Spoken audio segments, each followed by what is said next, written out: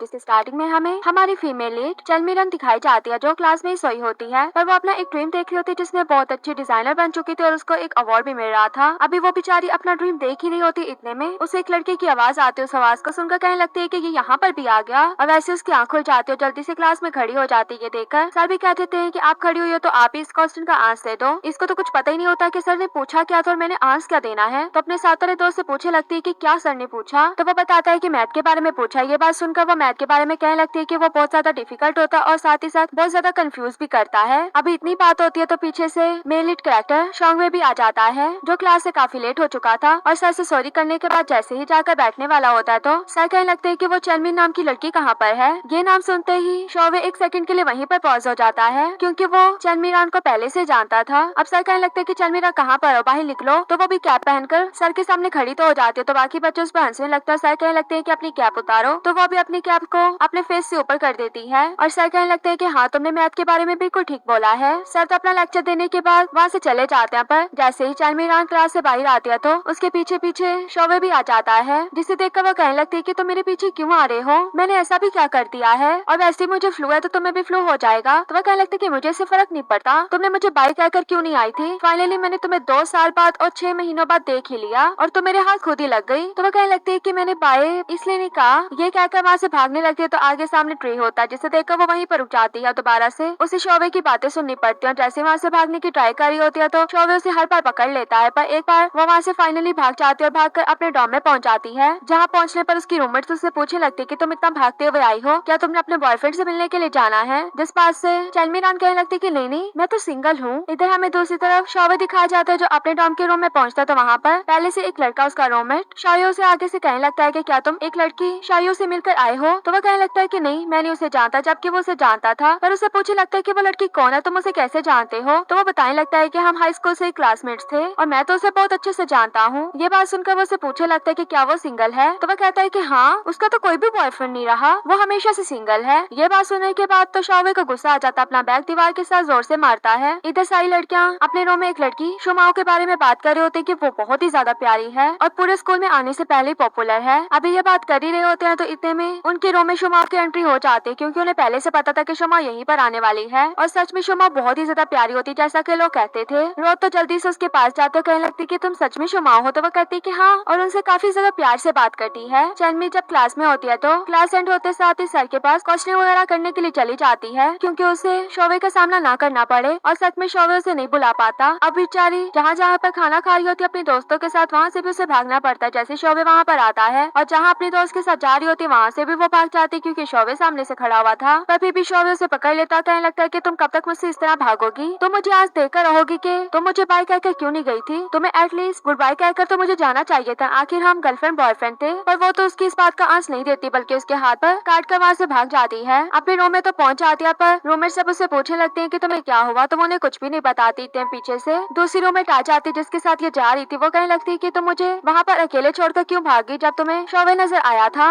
ये बात सुनकर शुमा कहने लगती है कि शौवे तुम्हारे पीछे क्यों पड़ा हुआ है। ये बात सुनकर चनमीरान कहने लगती है कि मुझे क्या पता वो मेरे पीछे क्यों पड़ा है, हर टाइम मेरे पीछे आ जाता है तो मैं उससे भागती फिर रही हूँ। अब उसकी एक दूसरी रूममेट उसको आकर एक इन्विटेशन कार्ड दे रही होती है जो चैन के लिए आया हुआ था। चैन भी बहुत ज्यादा खुश होकर उसे ओपन कर रही होती तो रोज कहने लगती है कि ऐसा भी क्या जो तुम इतना खुश हो रही हो, तो वो उसे बताने लगती है कि मुझे हैंग चेंची ने इनवाइट किया तो क्या मैं खुश भी ना हो जहाँ पर मेरा जाने का ड्रीम था। ये कहते हुए जैसे ही ओपन करने लगती है तो पता लगता है कि वो तो किसी ने इसके साथ प्रैंक ही कर दिया था। असल में वो रियल इन्विटेशन कार्ड नहीं था बल्कि उसकी फेक कॉपी थी जिसमें इतने मेन इंग्लिश के वर्ड की भी स्पेलिंग मिस्टेक थी, जिसे देखने के बाद वो कहने लगती है कि जाऊंगी तो मैं हूँ पर यही प्रेयर के कार्ड जो हो वो बिल्कुल अंधा हो जाए मेरा इन्विटेशन कार्ड देखते हुए। और सच में बिल्कुल ऐसा ही होता है, उसे तो पता भी नहीं लगता है कि अंदर स्पेलिंग मिस्टेक थी और इसका कार्ड फेक है। वो तो उसे जाने की परमिशन दे देता है। अब वो अंदर जाकर हर एक चीज को देख रही होती है। वहीं पर शौवे भी अपने डैड के साथ आ रहा होता है। अपनी इतनी अच्छी एंट्री करने के बाद अपने डैड से कहने लगता है कि मुझे यहाँ पर नहीं रहना, मुझे अपने भी काम है, पर आप तो मुझे यहाँ पर ले आते हो और पे भी नहीं करते। बाकी ब्लॉगर्स वगैरह जो भी आते हैं वो तो अपना कंटेंट यहाँ से निकाल कर चले जाते हैं और देखिए आप मुझसे सिलेक्शन करवाने के बाद भी कुछ भी पे नहीं करते। तो उसके डैड कहने लगते हैं कि लास्ट टाइम जब तुमने जो भी चीज सेलेक्ट की थी वो तो फौरन से बिक गई थी, इसलिए प्लीज अपने डैड के लिए यहाँ पर रुक जाओ। और शौवे कहने लगता है कि फिर आपको पे करना होगा। तो उसके डैड कहते हैं कि मंथ का मैं तुम्हें 200 एक्स्ट्रा दे दूंगा। वो कहता है कि नहीं 500। इस बात पे उसके डैड कहते हैं कि चलो 300। तो दोनों की डील डन हो जाती है। अब शौवे के जाने के बाद उसके डैड अपने असिस्टेंट से कहने लगते हैं कि तुमने बोला था कि शौवे बड़ा हो गया है पर ये नहीं बोला था कि उसे पैसों से प्यार हो गया है। अब शौर्य जब अपने डैड के पास एक दूसरी जगह पर आता है, वहाँ पर वो चैनली को देख लेता है। उसे देखने के बाद वहीं पर रुककर उसके बारे में सोचने लगता है कि जब ये दोनों स्कूल लाइफ में एक साथ थे, तब चैनली ने बताया था कि उसका ड्रीम है कि वो हैंगचैंग टीम में जाए और वहीं की एक मेन डिजाइनर बन जाए, और उसकी ड्राइंग भी काफी अच्छी थी। चैनली लोगों को काफी अच्छे से समझा रही होती है उन चीजों के बारे में। लोग भी काफी इंप्रेस होते हैं कि तुम तो बहुत अच्छा काम करते हो, तुम्हें एक एक डिटेल के बारे में पता है। चैनली कहती है कि आखिर मैं इतनी बड़ी फैन हूँ इस जगह की। अब उनके जाने के बाद वो सोचती है कि मैं भी इस चीज की पिक बना लेती हूँ चोरी चोरी, मुझे इतना इनका काम पसंद आया है। जब वो चोरी चोरी पिक बना रही होती तो उसकी पिक पीछे से शौर्य बना रहा होता है उसे ब्लैकमेल करने के लिए। इधर हमें और भी लड़के दिखाए जाते हैं जो अपनी यूनिवर्सिटी लाइफ को स्टार्ट करने वाले थे और साथ में बैठकर ड्रिंक कर रहे होते हैं। और यहाँ डॉम की लड़कियां भी अपनी यूनिवर्सिटी लाइफ का स्टार्ट ड्रिंक से करती हैं। सभी एक दूसरे से पूछे होते हैं कि तुम्हारा ड्रीम क्या है, तुम्हारा ड्रीम क्या है। अब इसी में सब अपना अपना ड्रीम बता देते हैं और चैन कहती है कि मेरा ड्रीम ये पढ़ना नहीं है बल्कि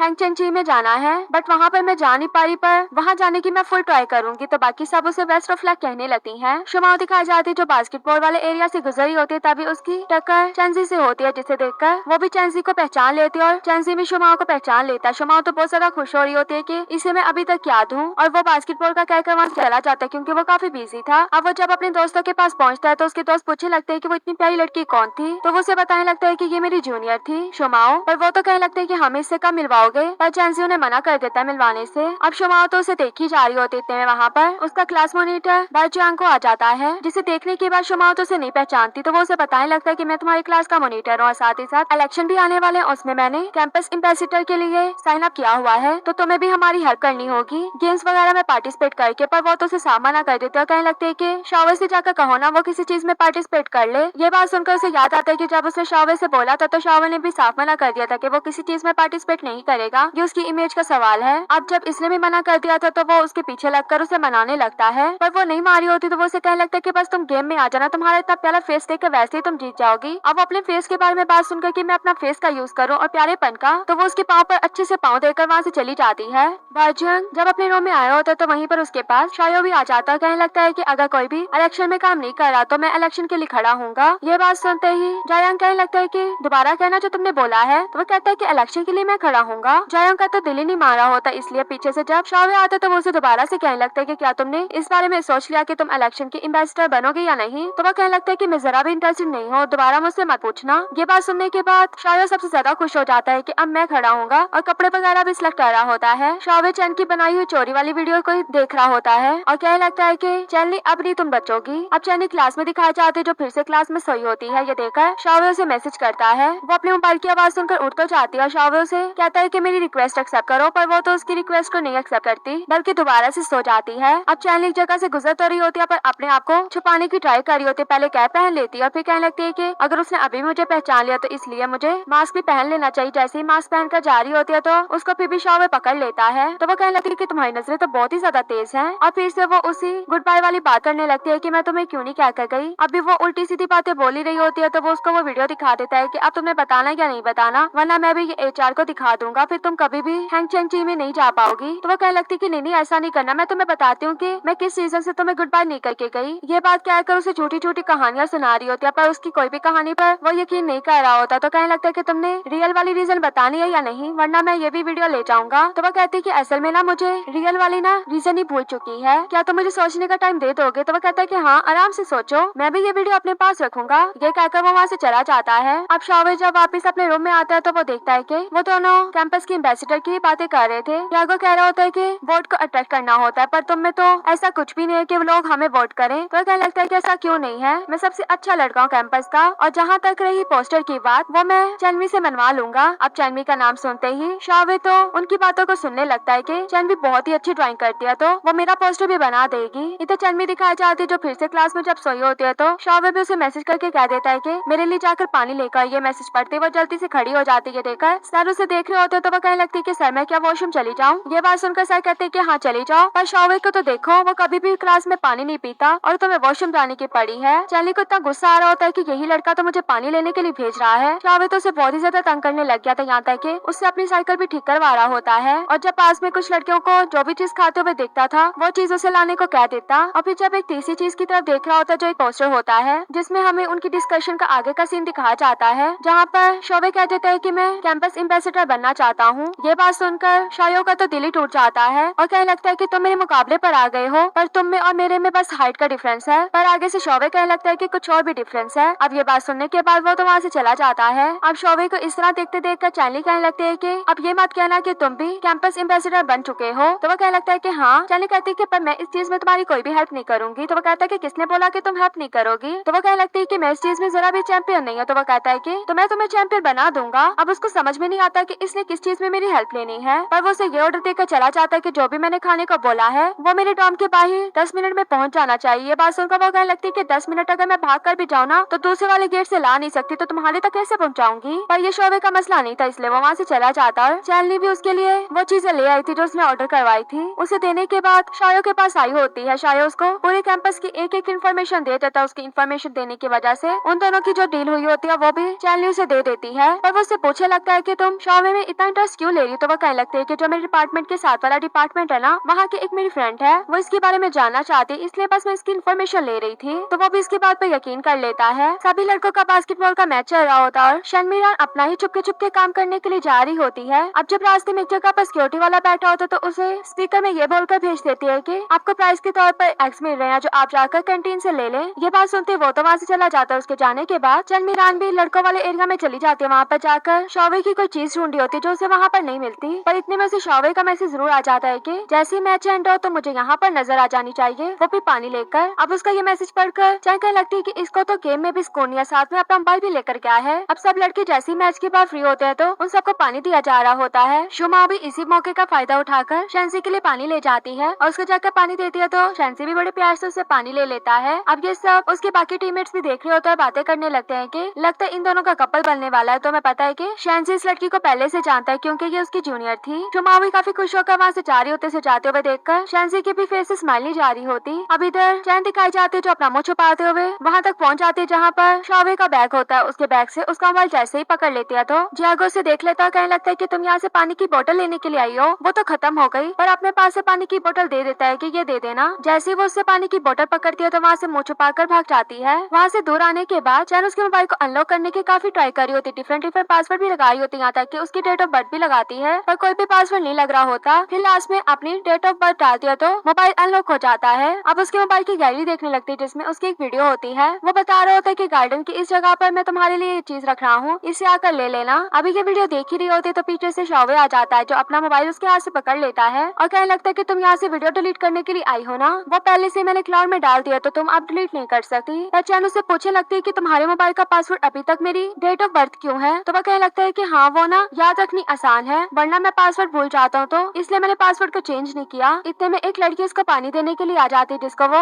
ये कहकर भेज देता है कि नहीं सॉरी मैंने पानी नहीं पीना। अब ये देखने के बाद चैन को अपना हाई स्कूल वाला टाइम याद आ रहा होता है जब वो हाई स्कूल में हुआ करती थी शौवे के साथ, और शौवे को मिनरल वाटर से एलर्जी थी, इसीलिए वो किसी लड़की से पानी नहीं लेता था बल्कि जाके शन के हाथों से लेता था, क्योंकि जो पानी वो उसके लिए लेकर आई होती थी वो मिनरल वाटर नहीं होता था। इन्हीं बातों को उसकी याद कर रही होती है। अब ये देखकर शौवे उसे कहने लगता है कि तुमने मुझसे कुछ कहना या नहीं कहना, नहीं कहना तो वरना मैं यहाँ से जा रहा हूँ, ये कहकर वो वहाँ से चला जाता है। अब चैन भी वहाँ से वापस अपने रूम में आ जाती है और अपना सर पकड़ के जब बैठी होती है तो शुमा उसे पूछने लगती है कि क्या हुआ। तो वो उसे कहने लगती है कि अगर कोई लड़का आपको डम करने के बाद 2 से 2.5 साल बाद वापस आ जाए तो आप उसका क्या करोगे। तुम्हें तो काफी एक्सपीरियंस होगा क्योंकि तुम तो स्कूल की इतनी प्यारी लड़की हो और काफी ज्यादा डेट्स वगैरह भी कर चुकी होगी। तो वो कहने लगती है कि मैंने कभी भी किसी से ब्रेकअप नहीं किया और ना ही किसी का मेरे साथ ब्रेकअप हुआ है, तो मुझे इस चीज का कैसे पता होगा। अब इन दोनों की बातें सुनकर उनकी तीसरी रूममेट कहने लगती है कि तुम दोनों को ना अपने बॉयफ्रेंड ढूंढ लेने चाहिए, इस तरह अपने एक्स बॉयफ्रेंड की डिस्कशन नहीं करनी पड़ेगी। ये कहकर वो अपने बॉयफ्रेंड के लिए खाना लेकर चली जाती है। वो तो चली जाती है पर इसके बाद चैन को शौवे का मैसेज आ जाता है जो उसे कह रहा होता है कि इतने बजे इस जगह पर पहुंच जाना। अब उसका मैसेज देखने के बाद तो चैन की हालत और भी खराब हो जाती है। देखकर शुमा कहने लगती है कि क्या हुआ। तो वो कहती है कि कॉन्स्टिपेशन। इधर रोज दिखाई जाती है जो अपने बॉयफ्रेंड फ्रैंक माओ के पास आ गई थी। उसका बॉयफ्रेंड तो उसे सही से बुला भी नहीं रहा होता, जबकि वो इसके लिए इतना अच्छा खाना भी बना कर लाई थी। लास्ट टाइम उसे नमक ज्यादा डाल दिया था, इस बार तो उसने सर डाला ही नहीं, पर तब भी वो कहता है कि इसमें सैड ज्यादा तो मैं पानी लेकर आता हूँ। ये कहकर वो पोर्टर पानी की लेने चला जाता है। उसके जाने के बाद उसके मोबाइल पर जब मैसेज आता है तो रूथ उसे देखने लगती है जिसमें पूछा गया होता है कि मैं कौन से कलर में बाल टाई करूँ। अब रूथ को तो लगता है कि उसकी मॉम का मैसेज है, इसलिए वो उसके आने के बाद बताने लगती है कि मेरी मॉम ने कुछ टाइम पहले ही पर्पल कलर के बाल करवाया, वो काफी अच्छे लग रहे थे। तुम्हारी मॉम भी मेरी मॉम की एज की है तो उन्हें भी यही कलर करवाना चाहिए। अब ये बात वो नोट नहीं करता और मोबाइल पर जल्दी से मैसेज करने लगता है, पर फिर वो उसे कहने लगता है कि क्या तुमने मेरा मोबाइल देखा था। तो वो कहते हैं कि हाँ तुम भी मेरा मोबाइल देख सकते हो, आखिर हम कपल हैं। तो वो कहने लगता है कि मुझे नहीं देखना, मुझे तुम्हारी वाली ऐसी गंदी आदत नहीं है।